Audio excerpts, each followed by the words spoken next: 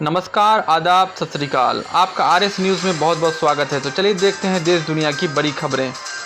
बिहार में हादसा, टक्कर के बाद ट्रेन के इंजन के साथ 1 किलोमीटर तक घसीटती चली गई कार, पति पत्नी और बच्चे की मौत।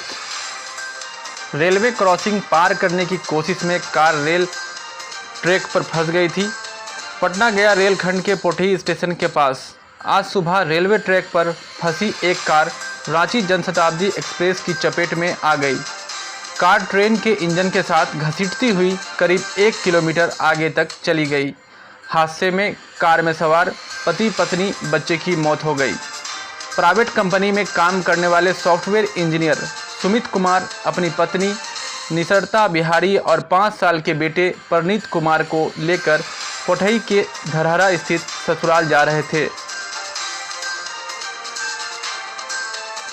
ICMR ने राज्यों से कहा सभी जिलों में रैपिड एंटीजन टेस्ट की संख्या बढ़ाएं। देश में कोरोना के मामले तेजी से बढ़ रहे हैं। अब तक 10,40,089 लोग संक्रमित हो चुके हैं। ये आंकड़े covid19india.org के मुताबिक है। उधर ICMR के महानिदेशक डॉक्टर बलराम भार्गव ने राज्यों से कहा है कि वे जिलों में रैपिड एंटीजन टेस्ट की संख्या बढ़ाएं ताकि ज़्यादा से ज़्यादा संक्रमितों की पहचान की जा सके। बसपा प्रमुख बोली, गहलोत ने दल बदल कानून तोड़ा, फ़ोन टैपिंग भी असंवैधानिक, राजस्थान में राष्ट्रपति शासन लगना चाहिए। मायावती ने कहा राजस्थान के राज्यपाल को मसले को खुद नोटिस में लेकर राष्ट्रपति शासन लगाने की सिफारिश करनी चाहिए ताकि लोकतंत्र की और ज़्यादा दुर्दशा न हो।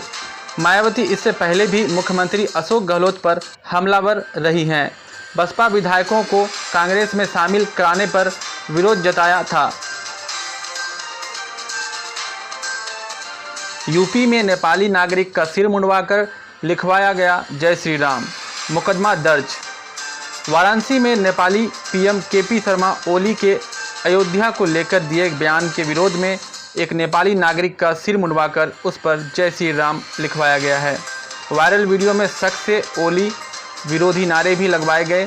पुलिस ने इस मामले में विश्व हिंदू सेना के संयोजक अरुण पाठक के खिलाफ केस दर्ज किया है और 4 लोगों को गिरफ्तार किया गया है। हालांकि इस मामले के मुख्य आरोपी व विश्व हिंदू सेना के संयोजक अरुण पाठक अब भी फरार हैं।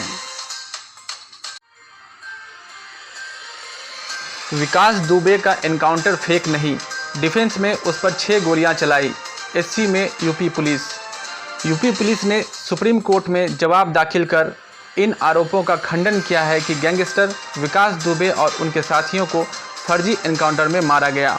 पुलिस ने कहा दुबे ने एक इंस्पेक्टर की गन छीनकर विशेष कार्य बल यानी कि STF पर अंधाधुंध गोलीबारी की थी। अपने डिफेंस में STF ने विकास पर 6 गोलियां दागी, 3 उसको लगी।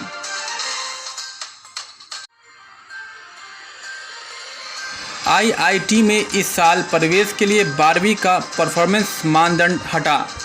मानव संसाधन विकास मंत्रालय ने घोषणा की है कि इस साल IIT में प्रवेश के लिए कक्षा 12 में न्यूनतम 75% अंक होना अनिवार्य नहीं होगा। विभिन्न बोर्ड द्वारा कुछ परीक्षाएं रद्द करने के मद्देनज़र JEE एडवांस क्लियर करने वाले परीक्षार्थियों को 12वीं में आए अंकों से फर्क नहीं पड़ेगा और वे IIT में प्रवेश के लिए योग्य होंगे।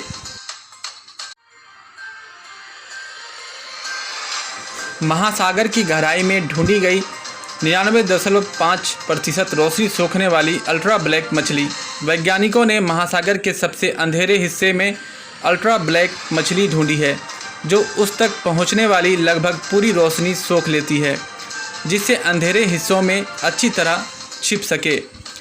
इसे स्मिथसोनियन और ड्यूक यूनिवर्सिटी के वैज्ञानिकों के नेतृत्व वाली टीम ने ढूंढा है।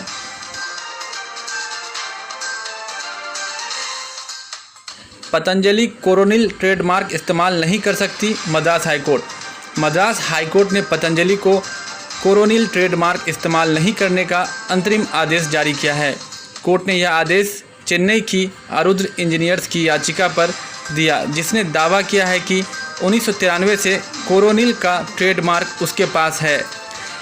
इंडस्ट्रियल क्लीनिंग केमिकल्स बनाने वाली अरुद्र ने बताया कि उसने कोरोनिल 213 SPL और कोरोनिल 92B ट्रेडमार्क का रजिस्ट्रेशन कराया था।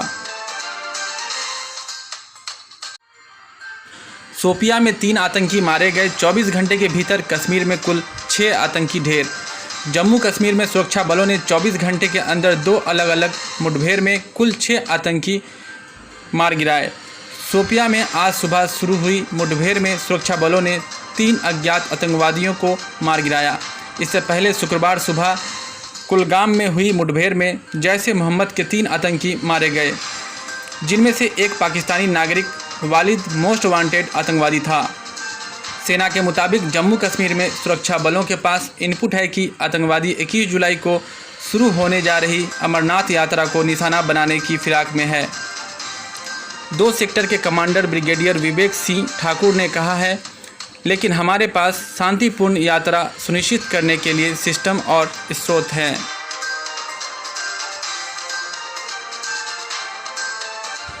यूपी में सीएम दफ्तर के सामने 2 महिलाओं ने खुद को लगाई थी आग, जिसमें एक की हालत गंभीर थी।